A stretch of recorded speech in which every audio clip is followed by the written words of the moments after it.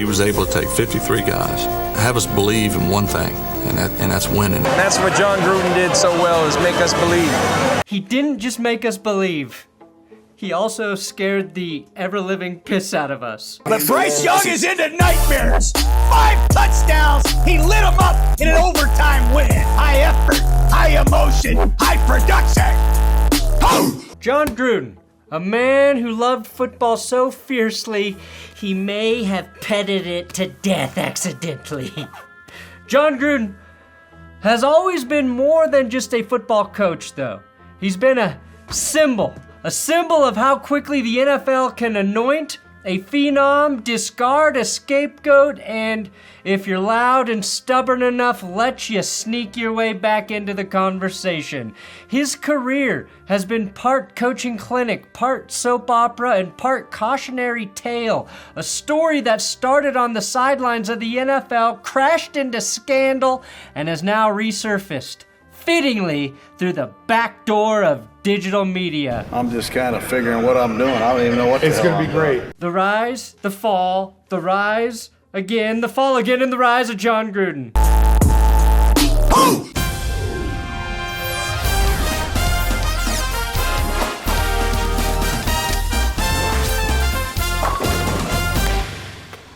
Today's episode is sponsored by Bear Mattress. The heat of July has been cranked up to 11 here in Colorado, and I am grateful for my Bear mattress, which is the coolest mattress I've ever had. And I don't mean that the way the youth use the word cool. Bear's sleep recovery technology uses Celiant-powered fabric to help you stay cool at night. It's my favorite thing about my Elite Hybrid mattress, which I've had for over 2 years now. If you need a new mattress, my link, bearmattress.com/thatsgood, will save you 40% off your purchase. Bear makes premium fiberglass-free mattresses. While you want fiber in your diet, you don't want it in your mattress. I recommend taking their sleep quiz. If you fail that quiz, you're probably a bat, and you should be sleeping while hanging upside down. The quiz helps match you with the perfect mattress for your body and your sleep preferences. I'm a side sleeper, and so is my wife, Jess. Based on that and our body type, we landed on the Elite Hybrid, and we've loved it ever since. I fall asleep quickly, despite my cat refusing to give me any damn leg room at the bottom of our giant king-sized bed. We got the Bear Cub mattress for my daughter's trundle bed, and she's been sleeping great on that for well over a year now. Where's the time going? And I know for sure 4th of July fireworks won't wake her from her slumber. The online ordering process is easy. The mattress arrives on your doorstep in a box and unpacks with ease. Again, I've done that 3 times now. Bear offers a limited time warranty and financing options, plus 120 nights to test it, which allows you to sleep through all the terrors you put your body through during the day. If you're looking to improve your sleep quality or upgrade your old mattress, take advantage of my discount, 40% off at bearmattress.com/thatsgood.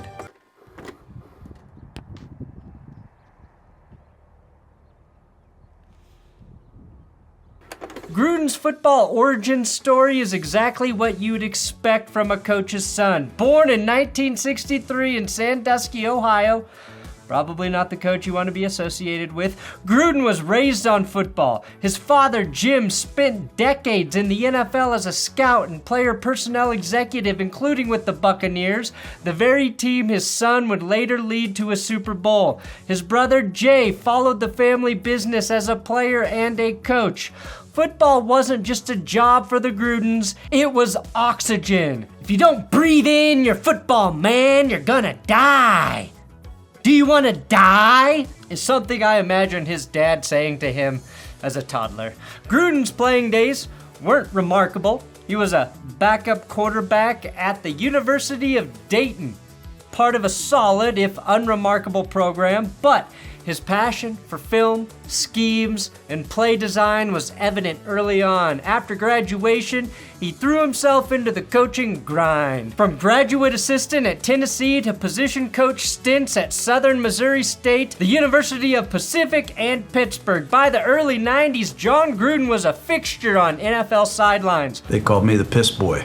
In the Mel Brooks movie, You know, they'd call for the guy to come running over there with the bucket when the guys got off the horse. Working under coaching titans like Mike Holmgren with the Packers and Ray Rhodes in Philadelphia. And when Gruden's career took off, he famously said, "Where we're going, we don't need Ray Rhodes." Okay, maybe I said that in 2002 after the Broncos fired Rhodes as their defensive coordinator, but it works here too. Then in 1998, Al Davis made Gruden the youngest head coach in the NFL, hiring him to restore the Raiders to glory. Gruden was 35, energetic, blunt, and not afraid to challenge veterans or media alike. The Raiders, long mired in mediocrity, quickly found their footing under Chucky, as he was dubbed for his resemblance to the horror movie doll from Child's Play. Still the weirdest horror franchise to date. It was the one movie my mom would never allow me to rent from the video store. Fine, Mom, I'll just watch Weekend at Bernie's again. Oh, you're cool with a film about two guys carrying around their dead boss for an entire weekend, but I can't watch a little doll murder some people? I'm gonna get you, fuckers! And now you guys know why I am the way I am. Calling plays, though, was really child's play for Gruden. In 2000, Chucky's Raiders won the AFC West and reached the conference title game. They returned to the playoffs in 2001, only to suffer a controversial overtime loss to New England in the infamous Tuck Rule game, a bitter defeat that still haunts Raiders Nation today, and possibly the only time I felt, at least in hindsight, sympathy for the Silver and Black. What happened next, though, felt surreal. Gruden inherited a 4-12 team and improved them to an 8-8 unit in his first 2 seasons coaching. Then they went 12-4 and 10-6 with 2 postseason wins. Again, one of those losses was that snow game in overtime to the Patriots. Their other loss followed the 2000 season when they were thwarted by the eventual Super Bowl champion Ravens and their, what did the Ravens have? Oh yeah, just an all-time historic defense. I mention all of that to reiterate how batshit crazy it was for Al Davis to identify Jon Gruden as the problem that needed to be tinkered with. And I think I got all the teams that fired me. I got helmets of these teams that fired me. So I got a lot of helmets to line up. Gruden made the Raiders relevant again, and their playoff losses were respectable. In February of 2002, Al Davis traded Gruden to Tampa Bay for a king's ransom. Multiple first and second round picks and $8 million. It was bold, unprecedented, and instantly justified in South Florida. This would turn out to be a move that worked for everyone involved, except for the Raiders. The Buccaneers fired their head coach, Tony Dungy, who would do okay with the Indianapolis Colts and some guy named Peyton Manning. Gruden took a loaded Buccaneers roster, overhauled the offense with Brad Johnson, and delivered the franchise's first Lombardi trophy with a 48-21 demolition of his former Raiders in Super Bowl 37. That's right, he instantly vanquished the team that traded him away. Thanks in part to the fact that the Raiders couldn't be bothered to change a lot of the offensive terminology that had been a holdover between Gruden and his successor, Bill Callahan. Al Davis hired a coach who simply used most of Gruden's playbook to get the Raiders back to the Super Bowl.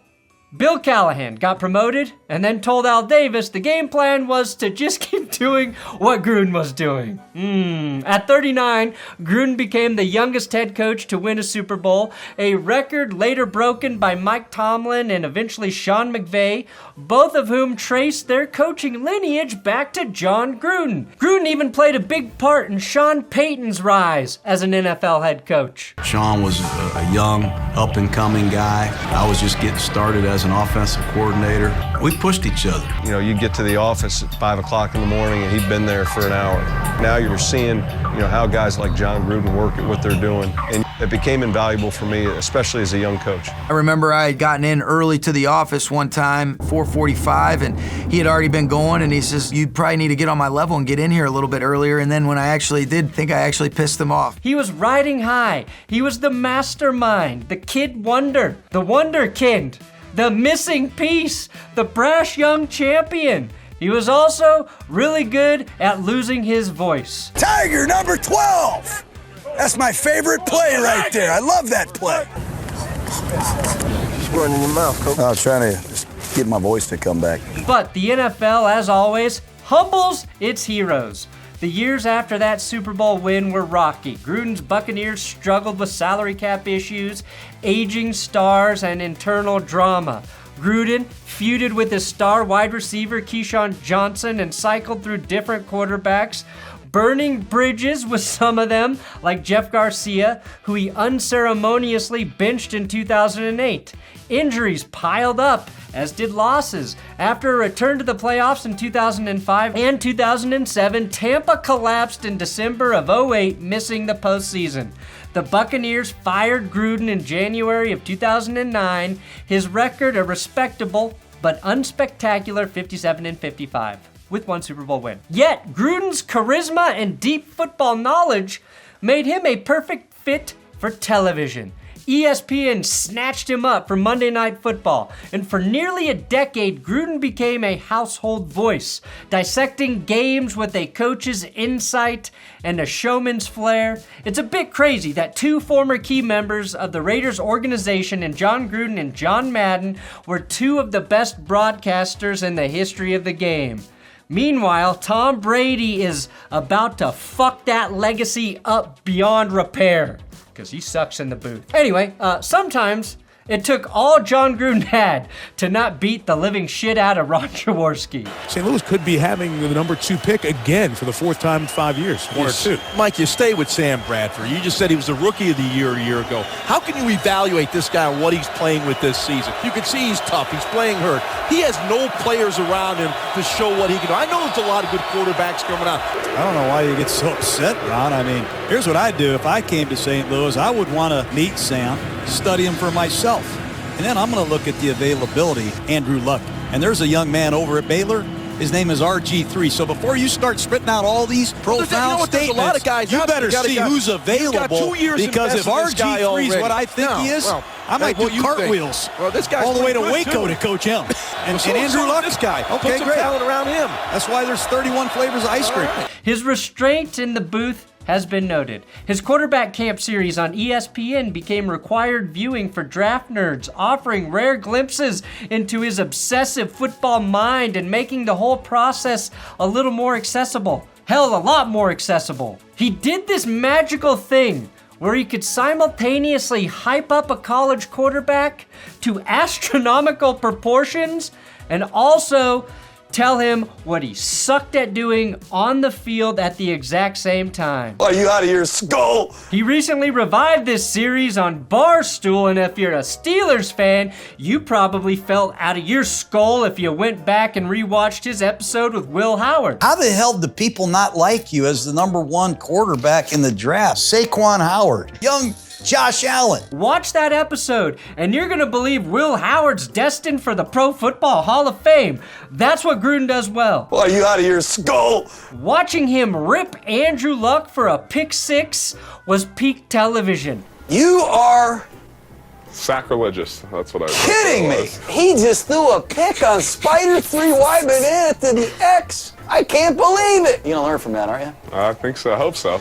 Andrew Luck, the greatest quarterback prospect of my generation, and Gruden starts the show showing all of us one of Andrew Luck's worst plays. You gotta be out of your skull for that shit, Gruden. From the start. Beautiful thing, isn't it?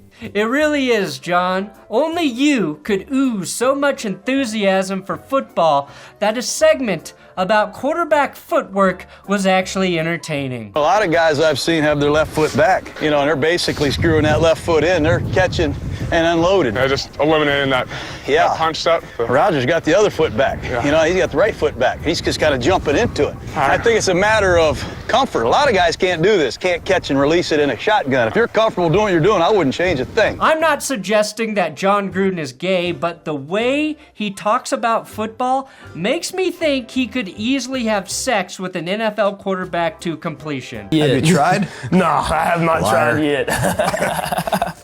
I could have some fun with you, man. Oh, I bet you could, John. You know what gets me really excited? I mean really excited. They called me the piss boy. Equally entertaining were the episodes with NFL vets and other coaches, and horror movie references. One thing I noticed is their defensive backs were wearing masks.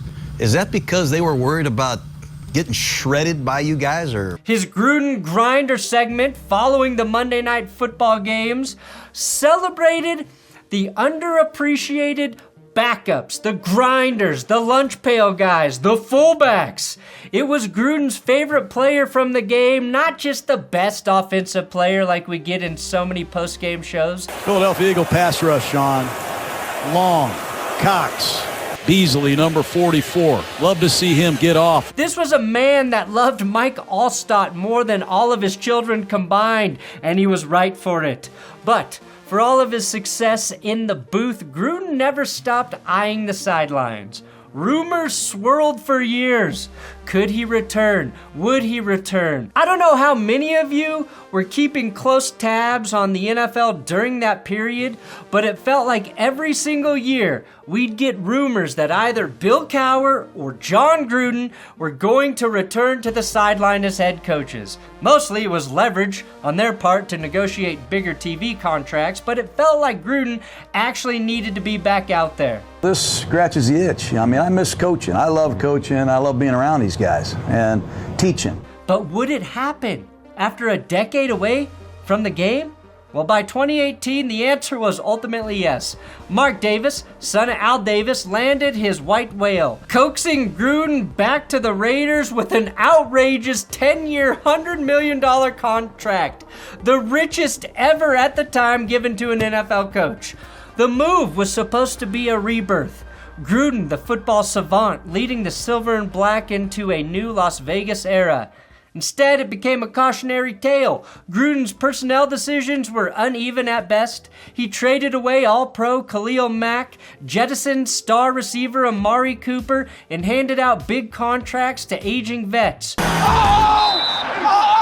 Shut the up. Gruden spent an entire career living by the philosophy RCE. I have this philosophy. It's called RCE. Recognition, communication, execution. But when he and Mike Mayock traded for Antonio Brown, they got their first dose of CTE. You know, Antonio showed up on a hot air balloon.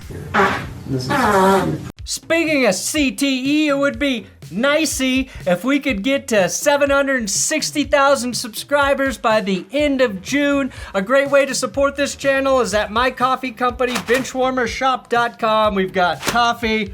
We've got our Sell the Team shirts. Don't let their wins fool you. The ownership is still a problem. And I said if I sell 300 million shirts, I'll make a bid to buy the Colorado Rockies and save them. Benchwarmershop.com, patreon.com/thatsgoodsports. If you want access to our monthly Zoom hangouts for all $10 members, you can do that through the YouTube memberships as well. Lots of ways to support me. But all I really want is your unconditional love.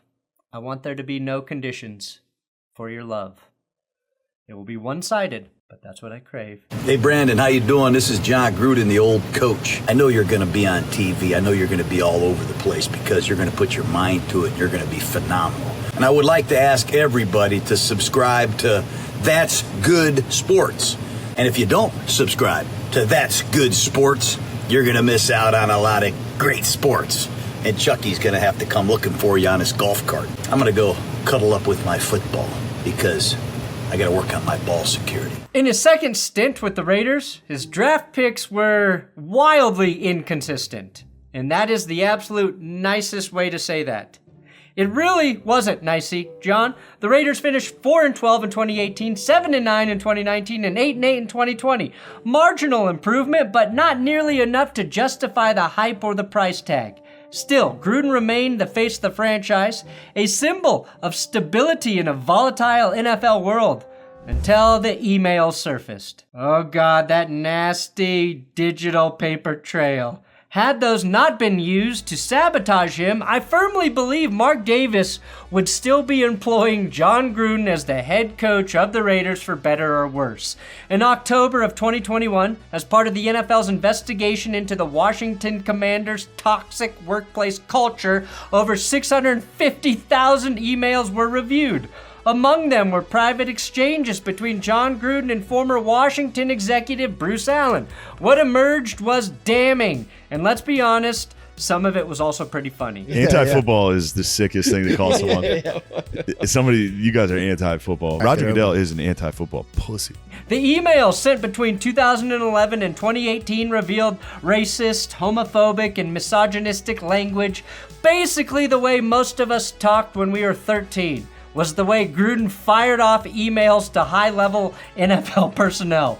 Gruden slammed NFL Commissioner Roger Goodell, mocked the league's efforts at diversity and inclusion, and disparaged players like Michael Sam and Eric Reed who kneeled during the national anthem. The leak was surgical, devastating, and immediate. Gruden resigned mid-season in shame, his career seemingly in tatters. He lost endorsements, his Buccaneers Ring of Honor spot, and what little goodwill remained with fans and media. I guess we should have seen it coming when he asked Derek Carr what it felt like watching a black guy get drafted number 1 overall. I want to know what it's like witnessing a brother going number 1 in the draft. At the very least, that's racially insensitive, John. How did we not see the signs? Shane Vereen, number 34, one of the best receiving black backs in football. The scandal could have marked the end of Gruden's football chapter. It paused for about 5 years, but if his career has taught us anything, it's that Chucky is never dead. Go ahead and shoot. I'll be back. I always come back! Shortly after his resignation, Gruden filed a lawsuit against the NFL and Roger Goodell, accusing them of orchestrating a smear campaign and leaking the emails selectively to force him out. If any of you have ever been around football coaches, you know damn well half of them were saying things very similar to Jon Gruden. The case bogged down, though, in legal wrangling over arbitration clauses. It remains unresolved, but Gruden's defiance is unmistakable. He has vowed to clear his name, painting himself as a casualty of league politics, not merely his own poor judgment. While he waited for the legal battle to play out, Gruden resurfaced in a new arena, the goddamn internet. In late 2024, Barstool Sports hired him to headline shows like Gruden's QB Class and the Pro Football Show. It immediately felt like a perfect fit. How could it not be? The founder of the website sells t-shirts with the clown nose on Roger Goodell's face and literally got arrested for protesting Deflategate. The only thing Gruden and Dave Portnoy probably disagree on is Israel. Oops, sorry, I mean the Tuck Rule. The Tuck Rule. I'm going to send Walt some emails when I'm done here today. Gruden's Barstool content is part film breakdown, part personality showcase, and part subtle rehab tour. His YouTube presence has grown. His pre-draft QB class episodes made me feel a bit of nostalgia. His TikTok clips dissect plays and defenses with the same fervor that once lit up NFL meeting rooms. Guys like Jamar Chase of the Cincinnati Bengals. Some of the catches he made, he's gonna get paid, baby. His audience isn't just old school Raiders diehards, it's a new generation discovering Gruden as a clinically insane student of the game for the first time. And real life football hasn't fully left his life. In 2023, Gruden consulted with the Saints, helping Dennis Allen and Derek Carr install offensive concepts. Don't ask me if that was a good thing or not. In 2024, he joined the Milano Seamen of the European League of Football as an advisor, a gig that lets him teach and tinker without the full glare of NFL scrutiny. He can email about seamen with impunity, and tell me this, who wouldn't want to get a face full of the Milano Seamen, especially when they've been molded in Gruden's image? That's Jon Gruden's seamen you're dealing with. This year, he became a partner and strategist with the Nashville Cats of the Arena Football One, lending his name and expertise to another budding football venture.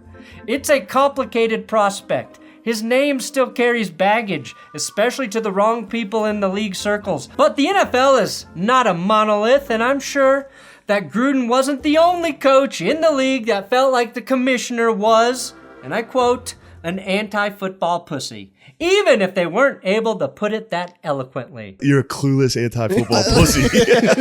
And to be clear, I love the commissioner. Those are not my feelings, commish. Whether he coaches again or not, Gruden remains part of the football conversation. His career proves that in the NFL and in the age of Barstool and viral content, no one stays canceled forever. You also have to ask yourself, what the fuck did you think Jon Gruden thought about certain political third-rail topics? Don't shove sand up a flea's ass in there. Did you think he was going to have a nuanced opinion on CTE, the real meaning of American patriotism, or the presence of gay men in the league? All right, have a great day. Sorry for being a but I am a Let's pound the ball right up their ass. Clearly, Gruden either doesn't care about sexual orientation or he has the worst gaydar in the world because he gave Carl Nassib a 3-year, $25 million deal in 2020. Whether he was aware or not, he's done more to promote homosexuality in the NFL than anyone before him. I could have some fun with you, man. And for that, I commend him. I like the way you play and I like the way you look. And honestly, Jon Gruden's probably the only person on earth who could convince me to straight up have sex with a football. He loves it that much. I mean, it's weird, man. It makes me realize what a weird guy I am. It's a weird life. I kind of like what I see, guys. I kind of like what I see here, man. You've been a naughty football. Don't look at me like that. I'm gonna go cuddle up with my football. In many ways, he's still doing what made him famous. Diagramming plays, breaking down film, and needling the establishment.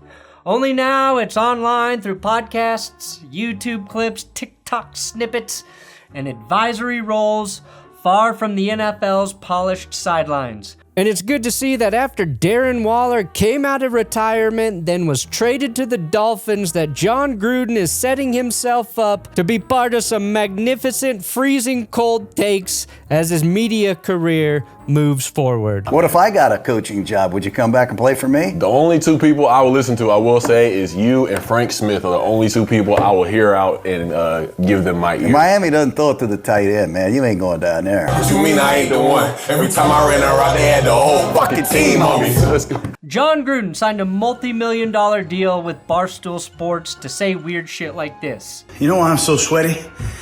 God, I've been watching Jaden Daniels on film. That's it. I just sit here watching Jaden Daniels, and I start sweating. My heart starts beating. Watching him run around, this guy's freaking awesome. Like Pat McAfee before him, he's living out my goddamn dreams in front of my goddamn face. The question isn't whether Jon Gruden's story is over. It's what the next chapter looks like. For a man who built his reputation on toughness, defiance, and football obsession, don't expect him to walk away quietly. He's one of those guys that needs to be as close to the sport as they can. To use the lexicon of a couple of his coworkers at Barstool, he's the quintessential football guy. But I think his bridge back to the NFL has been all but burned. It's not just the emails either, although his demise with the Raiders did kind of overshadow the fact that he was only 22 and 31 in his 3-year plus stint back in Oakland/Vegas. He clearly didn't have whatever fastball that made him so good in his first 11-year stint in the NFL as a head coach. At this point, I believe he's a good, if not great, fit for the college game. You can see the reverence that college quarterbacks have for him, and I think his style of coaching resonates more at the collegiate level than it would now in the pros. I got a lot of friends out there, okay? I don't need any friends here. You're breaking huddle like me. Like I don't know what I'm doing.